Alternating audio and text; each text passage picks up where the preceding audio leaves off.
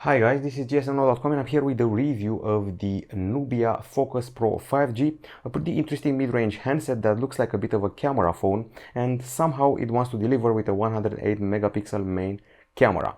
Okay, so 2024 is an expansion for Nubia in Europe and it's here with a few devices including gaming ones like the Nubia Red Magic, but also this one. The price should be around 400 euros. It stands out to the quality, storage, UFS 3.1, also a pretty nice looking design, and I would say an unusual CPU. You don't see unisoc CPUs these days, and I'm actually curious how it will perform. So let's get started with the design. First of all, the device will draw quite a few looks through the back side. The camera module is huge here and it takes up most of the top 1/3 of the device.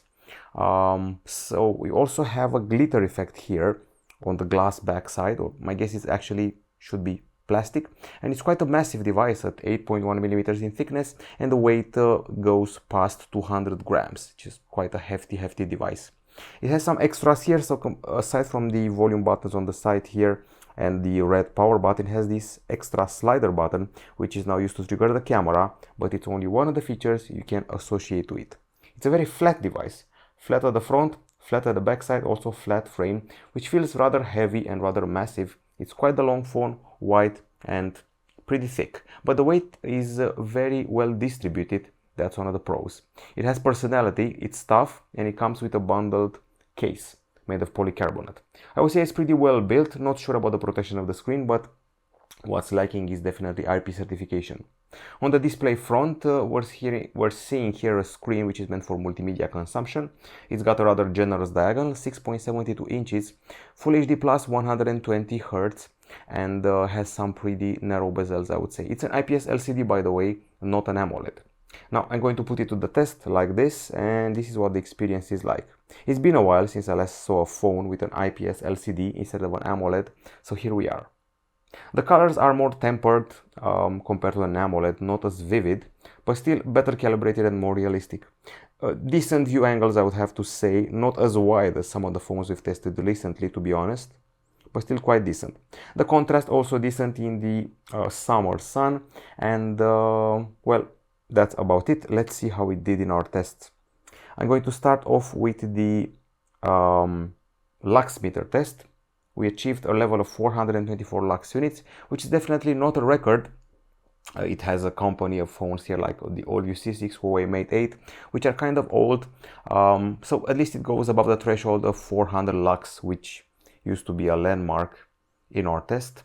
So with this value here of 424 achieved with this handset, we surpassed these handsets here that include the Nubia Red Magic 6 Pro, some of the older Nokia Lumias, the iPhone 7 Plus, and even the iPhone 12 Pro Max. There aren't many recent models here nowadays. Phones have gotten very bright, so keep that in mind. Maybe the Galaxy S20 Plus is one of the more recent ones. Brighter phones, where there's galore here, including all sorts of Redmi Note 13s, 12s and 11s. Okay, so this is the screen. At least we have the 120 Hz thing going for us for the gaming. And now we go inside the phone for a pretty unusual CPU. We don't see it every day. It's an Unisoc Tiger T760. It's a 6 nanometer CPU with a setup which is an octa-core one, 4 cores Cortex A55, 4 cores Cortex A76. Aside from that, we're also getting 8 gigs of RAM, but you can supplement them by up to 12 gigabytes extra from the RAM expansion feature. UFS 3.1 storage is, as you can see, 256 gigabytes. There's no micro SD, just so you know. Now, the performance should be, I would say, decent here. Didn't encounter any lag in day-to-day use, but it's definitely not a gaming phone. So yeah, there's that. Now let's see how it handles a, well, throttle test. We have here the screenshots and let's check it out and find it. This is the throttle test. And we lost 12% performance after 15 minutes, which is not exactly bad. Now let's see how we did in the benchmarks. We start off with Antutu 10. Here we are. Just above the Nokia XR21 and the Infinix Note 40 Pro 4G. I was expecting it for it to compete with that. By the way, it also surpasses the Moto G84 and the Oppo A98. So yeah, it's got that going for it.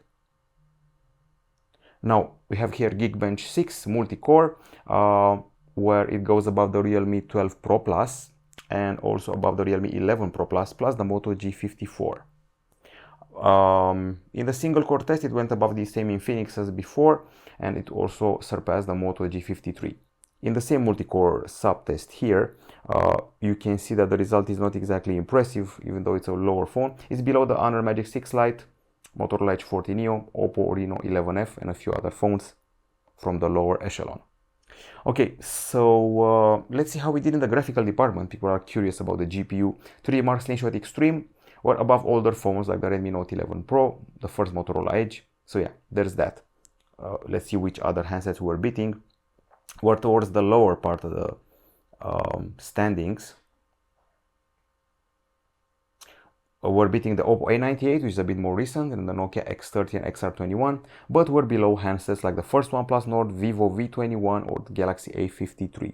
So there you have it, sort of a low mid-range affair, fighting phones from 2 years ago rather than current mid-range phones or phones from last year. The T760 isn't that bad of a CPU from Unisoc, and I'm curious about its behavior when it comes to temperature. We achieved 35.6 degrees Celsius in benchmarks, and in games 27.5. Definitely it doesn't overheat. On the battery front, we have a 5000 mAh unit with 33 watts charging and a charger in the box, and let's see how it handled our tests. In the video playback, we have 14 hours and 57 minutes, just 1 minute shy of the Honor Magic 4 Lite. I have to say this is not exactly impressive nowadays. Most companies are breaking the 20-hour threshold, which makes this device look not that impressive. Okay, so 14 hours and 57 minutes. We're above the likes of the Moto G32, Oppo Reno 4 Lite, and Redmi Note 12 Pro Plus 5G. But we're below 258 other phones like the Poco F4, Poco X3 NFC, Poco M3, bunch of Oppo Renos, and definitely a lot of Realmes, which usually stand out of the crowd with this area. Continuous usage also not exactly impressive, 8 hours and 54 minutes in PC Mark, above phones from 3-4 years ago. Let's see which other models we have surpassed. So we're beating the likes of the Nokia 5, which is pretty old, Galaxy S20, ZTE Nubia N1, Lenovo K6, so yeah, older phones here, not exactly new ones. Also Galaxy S21 Fan Edition, so that's got to count for something. In the meantime, there are phones which can almost double this amount. Like for example, let's see here, the Huawei Pura, for example, the Vivo Y20, OnePlus 8 can double the amount of time achieved here. The charging requires 1 hour and 27 minutes. After 30 minutes, you're set with 45%. So I would say a pretty modest behavior, but should be decent for the average day-to-day user. Now let's talk about the acoustics. I have to mention we only have one speaker here. It's the one here at the bottom side, and let's see how it delivers the sound. So we go here, we have a sound test, and here it is.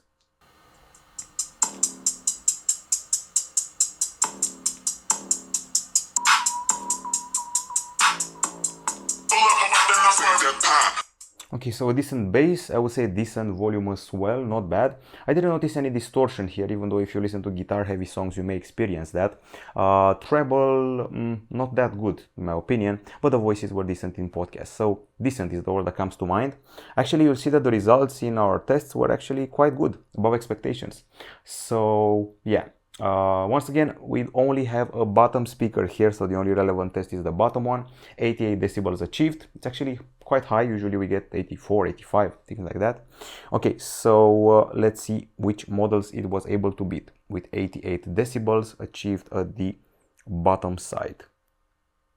I see that it surpasses the likes of the, let's see something more recent here, Realme GT3, the Motorola Edge 50 Fusion, which is recent, and also the Realme 10 4G. Not bad, considering we've tested 600 phones and this is in the 135th spot. It's doing fine. It's below the Huawei Nova 11 Pro though, and also below the likes of Nokia X30 and Moto G52, to mention a few models here. But in the end, not a bad result. In gaming, 87.1, this is actually one of the lowest results ever. It's at the bottom of the ranking. Usually we require 100 here, so we're very far from achieving a record. I would say it's better suited for music, which is bass heavy, rather than gaming or rather than TV shows. So Yeah, it's close to the bottom here, as you can see for yourself. It beats older models, Galaxy A35, Moto G14, but there are 400 phones better at music than this one.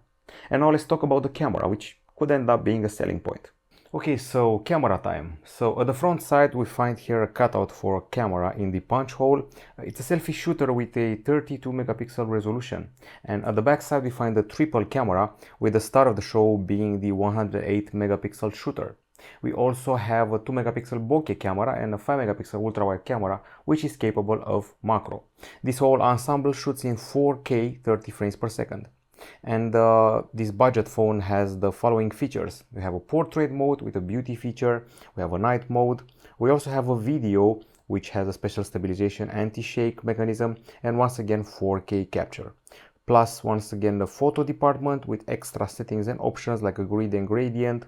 You can take full 100 megapixel shots. There are street areas here with lens choices and filters.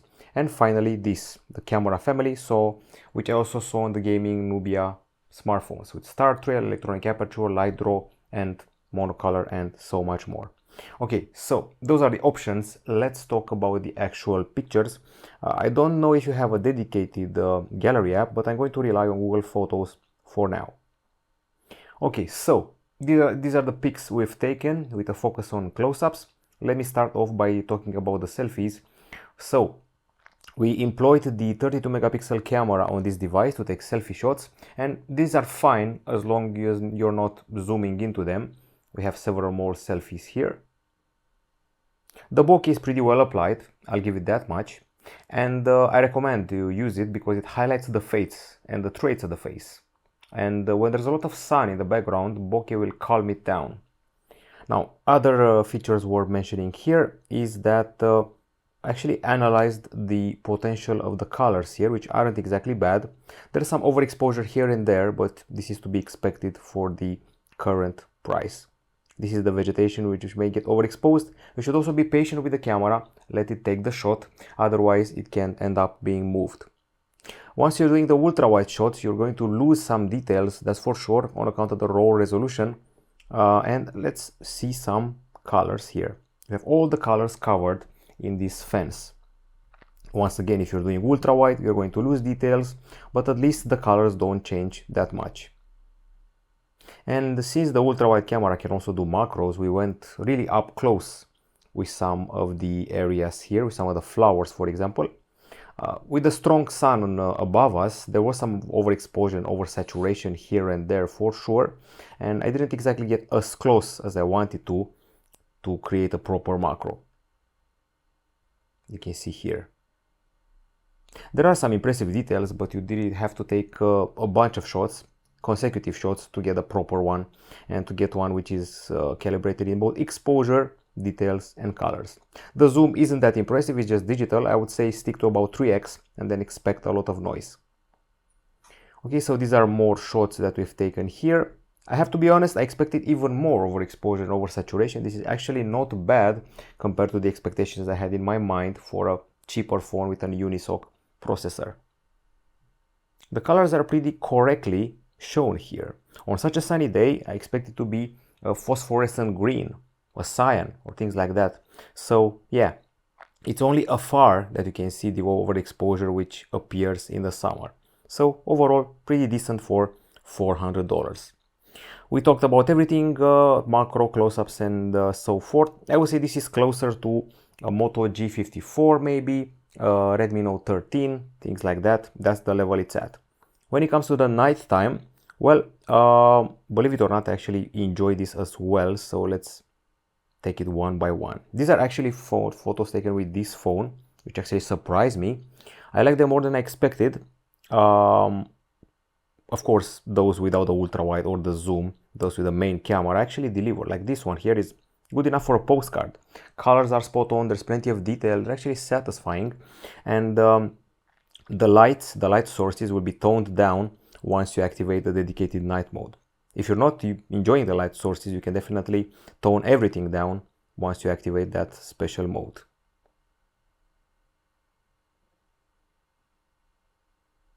So in the end, not a bad nighttime capture, perhaps even more impressive than the daytime one, because expectations were set lower here, and even the selfies were fine. if you look at the texture of the skin and the hair and the details, and even more shots here. One would say that this is a set of pictures taken with a phone that's double the price, which is not the case, so that's pretty impressive. Okay, so now it's time to talk about the videos, and for that I think I'm going to employ a dedicated application. Okay, so let's see this selfie video, typical for TikTok. I would say that it's a bit grainier than I wanted and not very well stabilized, so definitely not vlogging material and a lot of exposure in the background, but let's see more.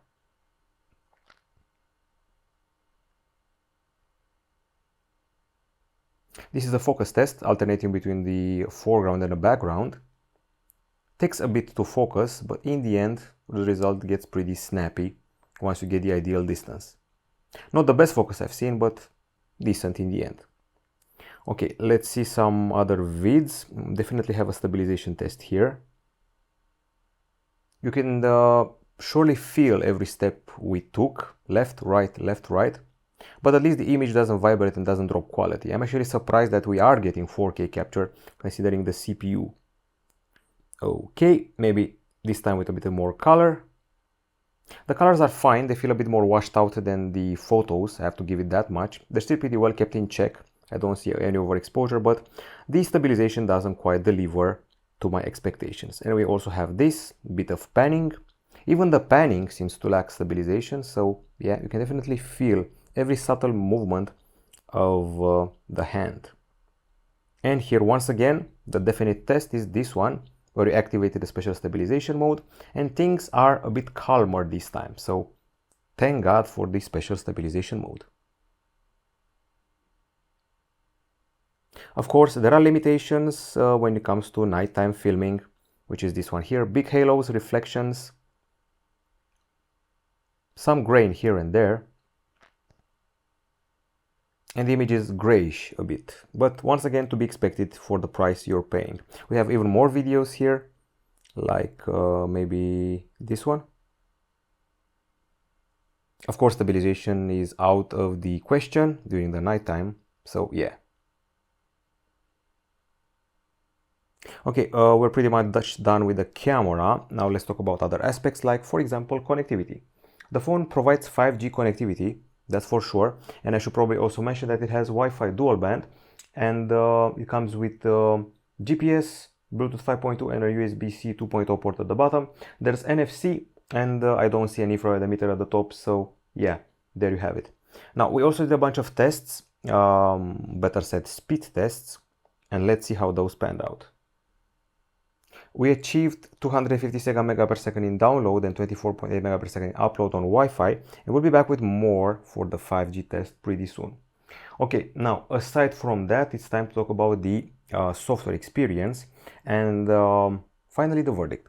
Okay, so just so you know, there are compromises made, and they include the version we have here. It's Android 13 with MyOS 13 applied on top, and as you can see here, we have the RAM expansion feature by up to 12 GB.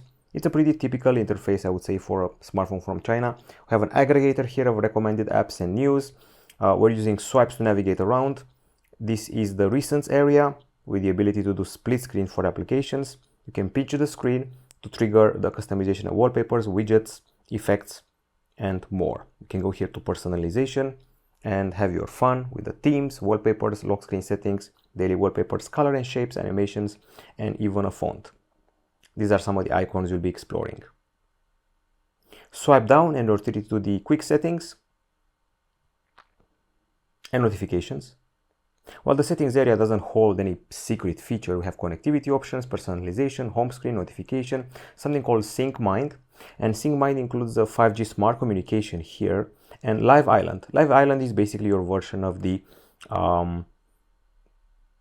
function from the iPhones, which shows an image here at the top side around the capsule, the dynamic island or whatever they call it, and it's called a capsule on Realme phones and on other handsets out there. I'm looking for the clock, because if you set a timer here, like brushed it and start it, you're going to see it here, which is also useful to expand notifications, the same area here. So yeah, that's what the features in the settings was all about. And then we have the fingerprint scanner, which should be embedded here in the side button, which is quite fast and accurate. You have here the password and security area. You can also set face recognition. I have storage options here. You have battery options. There is the privacy area with Android System Intelligence, privacy dashboard, safety and emergency, and system and update. As far as the pre-installed apps goes, I saw that we have some games here. We have Facebook, we have a file manager. We also have a voice recorder, TikTok, and WPS Office for productivity. By the way, we also have a cleanup tool here, which allows you to clean the resources for a better management of the handset's resources. I'm surprised that considering how trendy it is nowadays, we are not also getting we are also not getting a gaming app or features of some sorts. Okay, apparently it wants all permissions here. Maybe this time it will work. Clean the junk files, app data, large files, video cleanup, audio cleanup, and more. That's what this tool does. Aside from that, you can see here the app drawer, some hot apps, hot games, the Google Suite, and a file manager. That's it in a nutshell. This is a budget phone and it's time for its verdict, so let's go. Okay, so on the Pro side, it's a good looking design, which reminds me of a camera phone. It has these extra buttons like the shutter button here, which is quite useful. It's got a bunch of features which may come in handy, like the one you saw before, the capsule. It has fast UFS 3.1 storage, and the night mode and the colors during the day were half bad camera wise. Those are the pros, of course. It's a pretty well built phone too. On the cons, I have to say that we're only getting Android 13 and it's not very clear when we're getting 14, maybe 15. I have to say that overall the photo and video experience were closer to entry level rather than mid-range. We're happy to get 4K capture, but the stabilization felt a bit lacking and the price feels a bit high compared to the whole entry-level aura of the handset. Plus, the battery should have delivered more. That's one of the biggest complaints we have here. In the end, this is a good looking phone which makes you feel like it's a camera phone, and it could be considered a camera phone if you're only compared to Poco smartphones which look like camera phones, some of them. So yeah, design is the best here, maybe the storage, and I'm looking forward to a clear stance on the software updates. Till that happens, you're going to get a decent color calibration from the camera, a solid night mode, and a screen which is not exactly bad to look at if you want movies and maybe some minor gaming. That's it from us. It's interesting to see Nubia back in Europe. That's the core news here, but I look forward to more affordable prices. That's it from us. Goodbye.